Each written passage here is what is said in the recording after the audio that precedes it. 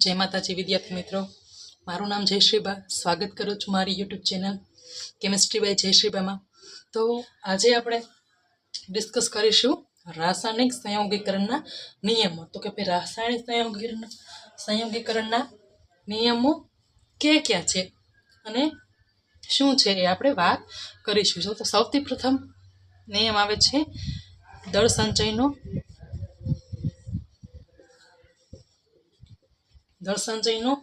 નિયમ। તો આ નિયમ છે એ એન્ટોની લેવોઝરે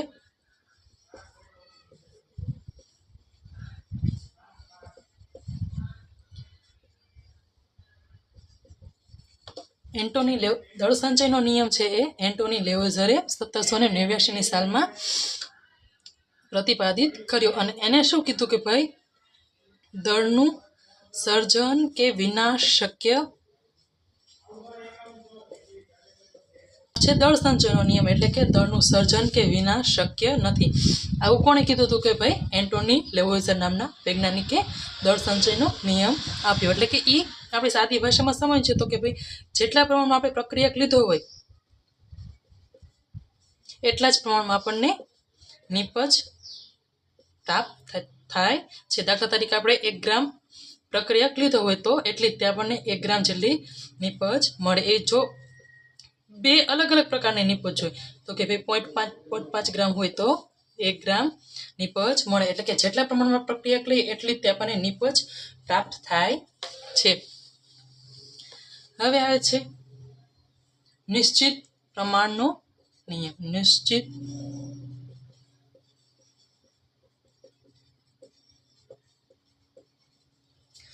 તો કે ભાઈ નિશ્ચિત પ્રમાણનો નિયમ એટલે શું? તો કે આપેલ સંયોજનમાં હંમેશા વજનથી સરખા પ્રમાણમાં તત્વો હોય છે। આપેલ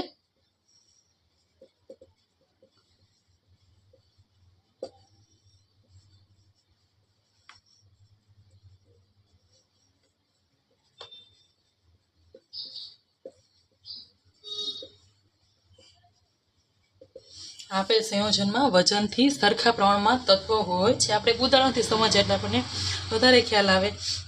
દાખલા તરીકે આપણે પાણી લઈએ તો કે એક છે વરસાદનું પાણી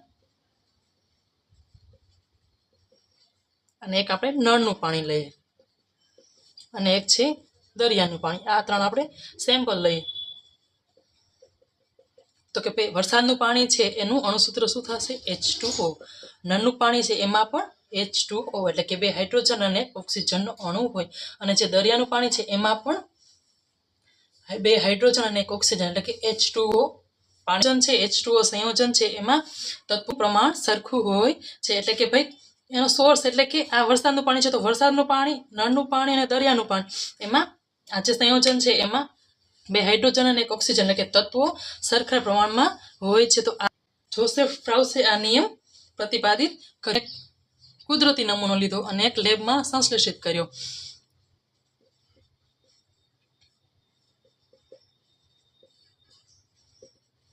તો આવે જે નમૂના છે એમાં ઓક્સિજનનું પ્રમાણ, કોપરનું પ્રમાણ, કાર્બનનું પ્રમાણ અને ઓક્સિજનનું પ્રમાણ બધામાં સરખું હોય છે। આ જે નિયમ કોને કયા વૈજ્ઞાનિક આપ્યો? જોસેફ। આપણે વૈજ્ઞાનિકના નામ પણ યાદ રાખવાના છે અને એને કયો નિયમ આપ્યો એ પણ યાદ રાખવાનું છે। તો કે ભાઈ નિશ્ચિત પ્રમાણનો નિયમ શું કહે છે કે ભાઈ આપેલ સંયોજનમાં હંમેશા વજનથી સરખા પ્રમાણમાં તત્વો ધરાવે છે। હવે ત્રીજો નિયમ આવે છે ગુણક પ્રમાણનો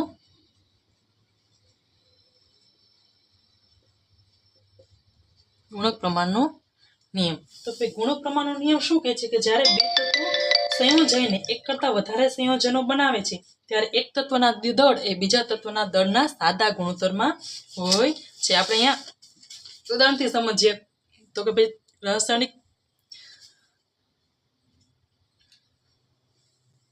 તો ગુણક પ્રમાણનો નિયમ એ શું કહે છે કે જ્યારે બે તત્વો જોડાઈને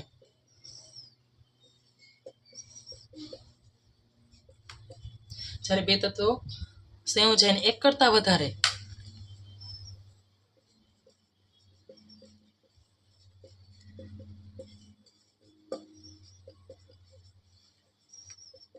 કરતાં વધારે જ્યારે સંયોજન આપે ત્યારે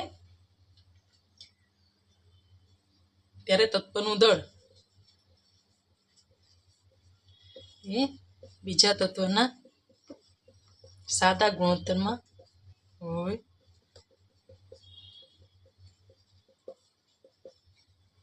આપણે એક ઉદાહરણથી સમજીએ તો કે ભાઈ હાઇડ્રોજન અને ઓક્સિજનથી શું બને છે? બે પ્રકારના સંયોજનો, એક છે પાણી એટલે H2O અને બીજું છે હાઇડ્રોજન H2O2 એટલે કે હાઇડ્રોજન પેરોક્સાઇડ. તો કે ભાઈ એકવાર હાઇડ્રોજન અને ઓક્સિજન ભેગા થઈને બનાવે છે પાણી અને એકવાર હાઇડ્રોજન પ્લસ ઓક્સિજન ભેગા મળીને બનાવે છે હાઇડ્રોજન પેરોક્સાઇડ.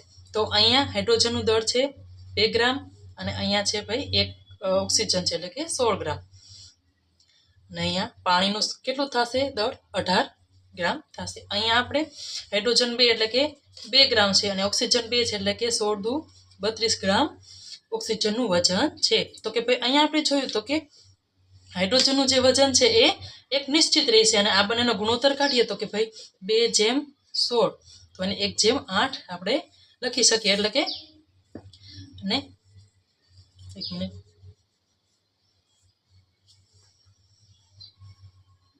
તો કે ભાઈ અહીંયા એક તત્વનું જે દળ છે એ નિશ્ચિત રહે છે અને બીજા તત્વનું દળ બદલાય છે એટલે કે ભાઈ 16/32 અને આપણે એને આને 1 સાદી રીતે દર્શાવવું હોય તો 1/2 વડે દર્શાવી શકીએ. તો કે ભાઈ આ આપણને સાદો ગુણોત્તર પ્રાપ્ત થાય છે. એટલે હવે આપણે જો પાછા આ નિયમને વાંચીએ એટલે આપણે બધું સમજાશે. જ્યારે કે બે તત્વો સંયોજન એટલે કે હાઇડ્રોજન અને ઓક્સિજન સંયોજન એક કરતાં વધારે એટલે કે ભાઈ બે સંયોજનો એક કરતાં વધારે સંયોજન આપે ત્યારે તત્વનું દળ એ બીજા તત્વના દળના સાદા ગુણોત્તરમાં હોય છે. તો આ જે નિયમ છે એ છે ગુણક પ્રમાણનો નિયમ. અને આ નિયમ છે ગુણક પ્રમાણનો નિયમ એ ડાલ્ટન નામના વૈજ્ઞાનિકે 1803ની સાલમાં નિયમ રજૂ કર્યો હતો. હવે આપણે જોઈએ ચોથો નિયમ ગેલ-લ્યુસેકનો વાયુમય કદનો નિયમ.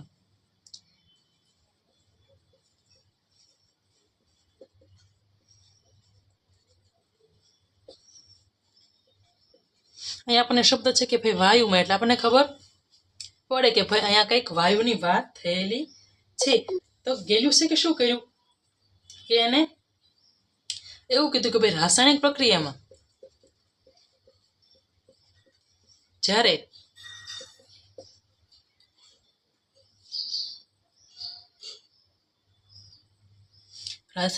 જ્યારે વાયુ સંયોજાય છે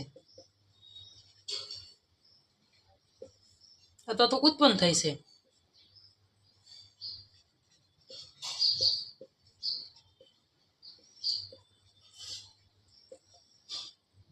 ત્યારે સમાન તાપમાને અને સમાન દબાણે આ વાયુઓનું કદ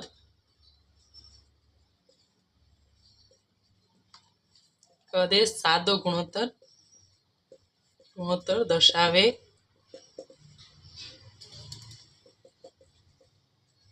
આના આગળના નિયમ એટલે કે ગુણક પ્રમાણના નિયમ આપણે કદની વાત થતી હતી કે ભાઈ કદ જે છે એ દળ જે છે એ સાદો ગુણોત્તર દર્શાવે છે. જ્યારે વાયુમયની વાત કરીએ ત્યારે આપણે કદની વાત કરતા હોઈએ છીએ. એટલે કે આપણે ઉદાહરણથી સમજીએ તો કે ભાઈ આપણે 1000 ml હાઇડ્રોજન લીધો અને 50 ml ઓક્સિજન લીધો તો આપણને 1000 ml H2O મળે છે. તો કે ભાઈ 100 અને ઓક્સિજન અને હાઇડ્રોજનના કદનો ગુણોત્તર આપણે કાઢીએ તો આપણને 2:1 એટલે કે 2:1 એટલે કે આ સાદો ગુણોત્તર પ્રાપ્ત થાય છે. એટલે કે ભાઈ પ્રક્રિયામાં જ્યારે વાયુ ઉત્પન્ન થાય અથવા તો વાયુ સંયોજાય ત્યારે બંને તત્વોના કદનો ગુણોત્તર સાદો ગુણોત્તર આપણને પ્રાપ્ત થાય છે. હવે આપણે જોશું પાંચમો નિયમ એવોગેડ્રો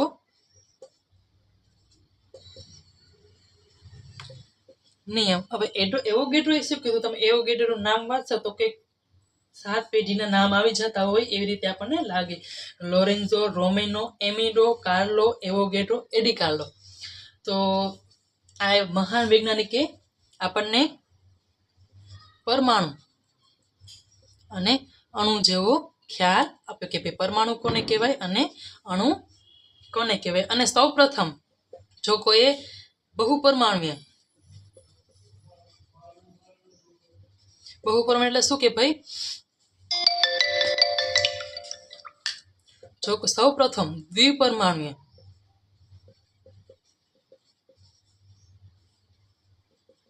અણુનો ખ્યાલ આપ્યો હોય તો એ છે એવોગેડ્રો વૈજ્ઞાનિક. દ્વિપરમાણુ એટલે કે શું? બે પરમાણુ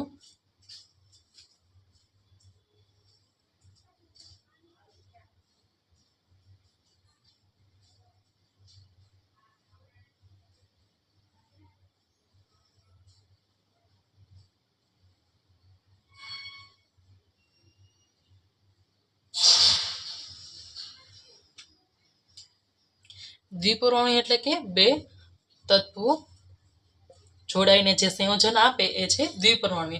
અને પછીથી આવે એને બહુપરમાણુનો પણ ખ્યાલ આપણને આપ્યો જે અત્યારે સાચો ઠરે છે. તો આ ખૂબ જ મહાન વૈજ્ઞાનિક છે જેને આ નવી આપણને અણુ અને પરમાણુ શું છે એનો ખ્યાલ આપ્યો. દ્વિપરમાણુય અણુ હોઈ શકે છે. બહુપરમાણુય અણુ એટલે કે બે કે તેથી વધુ તત્વો જોડાય ત્યારે બને છે બહુપરમાણુય અણુ બને છે. તો સૌ પ્રથમ ખ્યાલ એવોગેડ્રો નામના વૈજ્ઞાનિકે આપ્યો. અને પછી એમાં એવું છે કે ભાઈ જર્નલ એમાં પ્રકાશિત થયેલું છે અને પછી એને સપોર્ટ મળ્યો અને પછી એને આ કાર્યને એવોગેડ્રોના આ કાર્યને ખૂબ જ મહત્વ આપવામાં આવ્યું. તો પાંચમો નિયમ છે એવોગેડ્રોનો નિયમ એટલે કે ભાઈ અણુ અને પરમાણુ શું છે એ બંનેનો ભેદ એમને સમજાવ્યો અને આપણને દ્વિપરમાણુય અને બહુપરમાણુય અણુ વિશે સમજાવ્યું.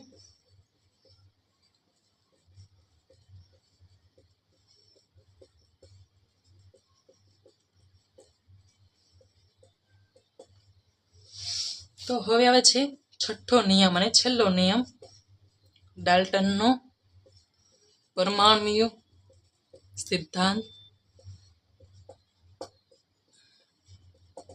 ડાલ્ટનનો પરમાણુય નિયમ હતો પરમાણુય સિદ્ધાંત. તો કે ભાઈ ડાલ્ટને શું કીધું કે ભાઈ દ્રવ્ય શેનું બનેલું છે? અવિભાજિત એવા એટલે કે અવિભાજિત એટલે કે પછી એનો ભાગ કરી શકાય નહીં એટલે કે અવિભાજિત એવા કણો. અને પછી આપણે આનું નામ શું આપ્યું પડે? એટોમ એટલે કે પરમાણુ. તો ડાલ્ટને એવું કીધું કે ભાઈ દ્રવ્ય એ અવિભાજિત કણોનો બનેલો છે. અને એની એક બુક છે એટલે બુક એટલે કે પદ્ધતિ છે. ડાલ્ટનની એક બુક છે new system of chemical philosophy. Any book છે એમાં એને 3-4 વાત કહેલી છે જે આપણે અત્યારે ડિસ્કસ કરીએ. તો સૌ પ્રથમ એને શું કીધું કે ભાઈ દ્રવ્ય એ અવિભાજિત કણોનું એટલે કે પરમાણુનું બનેલું છે.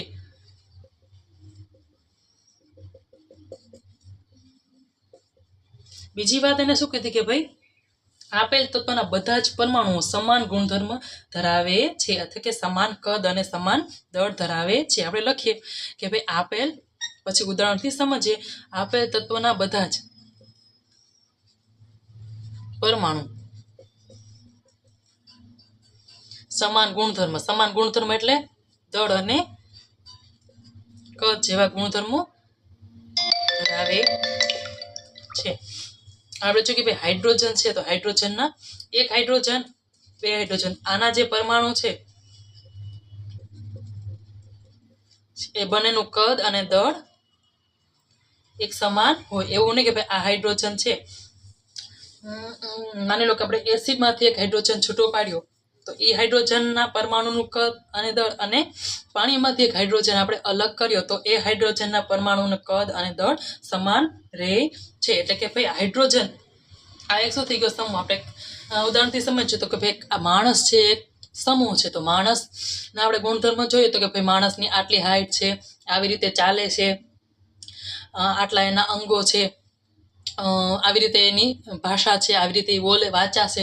તો આ એક પછી ગમે એ માણસ લ્યો, આપણે ઇન્ડિયાનો માણસ લ્યો કે યુકેનો માણસ લ્યો કે સ્વિટ્ઝરલેન્ડનો માણસ લ્યો, તો બધામાં આ ગુણધર્મો સમાન હોય છે. એટલે કે ભાઈ આપેલ તત્વના બધા જ પરમાણુઓ સમાન દળ અને સમાન કદ ધરાવે છે. એવું ન થાય કે ભાઈ આ હાઇડ્રોજન એક હાઇડ્રોજન છે તો એનું કદ અલગ હોય અને એનું દળ અલગ હોય, આ બીજા હાઇડ્રોજનના અંદર રહેલા પરમાણુનું કદ અને દળ અલગ હોય, એવું બને નહીં. એટલે કે ભાઈ હાઇડ્રોજનની અંદર રહેલા અસંખ્ય પરમાણુ, એ બધા પરમાણુનું કદ અને દળ એક સમાન હોય છે. હવે ત્રીજી વાત એને એવી કીધી કે જ્યારે જુદા જુદા તત્વોના પરમાણુઓ કોઈ નિશ્ચિત પ્રમાણમાં જોડાય છે ત્યારે સંયોજન બને છે. સંયોજન ક્યારે બને? તો કે ભાઈ જ્યારે જુદા જુદા તત્વોના પરમાણુઓ નિશ્ચિત ગુણોત્તરમાં જોડાય છે.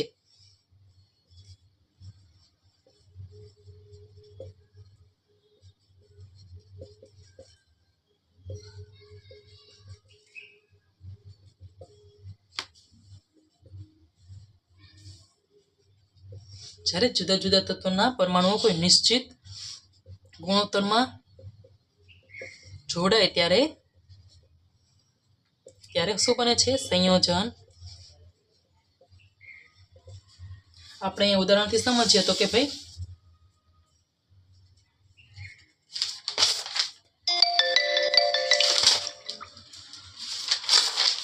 પાણી બને છે તો કે પાણીમાં શું હોય છે કે બે હાઇડ્રોજન, એટલે કે બે અણુ હાઇડ્રોજનના,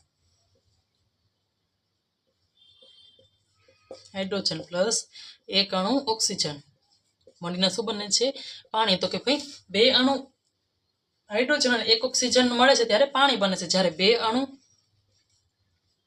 હાઇડ્રોજન પ્લસ બે અણુ ઓક્સિજન ત્યારે શું બને છે?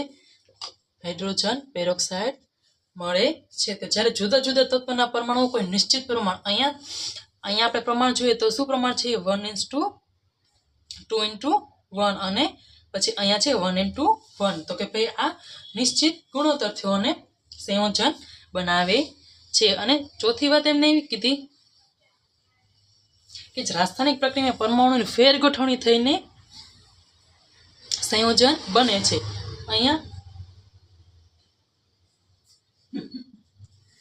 રાસાયણિક પ્રક્રિયામાં પરમાણુની ફેર ગોઠવણી થાય છે. અહીંયા પરમાણુનું ઉત્પન્ન કે વિનાશ થતો નથી. એટલે કે આપણે દળ સંચયનો નિયમ જોયો એવી જ રીતે અહીંયા વાત થાય છે. તો કે ભાઈ રાસાયણિક પ્રક્રિયામાં પરમાણુની ફેર ગોઠવણી થાય છે પરંતુ તેનો વિનાશ